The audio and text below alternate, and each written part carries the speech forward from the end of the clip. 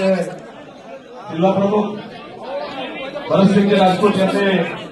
आज आपल्या महाराष्ट्राचे प्रदेशाध्यक्ष आदरणीय रवींद्र चव्हाण साहेब, आपल्या राज्याचे मंत्री महोदय माननीय अतुलजी सावे साहेब,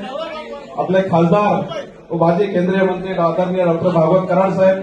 आपले भारतीय जनता पार्टीचे प्रदेशाचे सरचिटणीस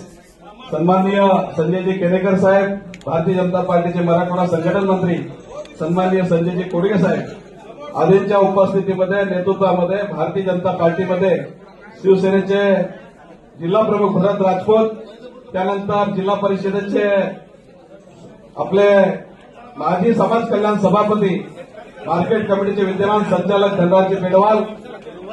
तसेच सोयगावचे काँग्रेस तालुक्याचे अध्यक्ष श्री वाहके, तसेच वैजापूरचे शिवसेनेचे तालुका प्रमुख सचिनजी वाणी, लिमेशजी वाणी, शहराचे नगरसेवक आणि शहर प्रमुख प्रकाशजी चव्हाण आदींनी आज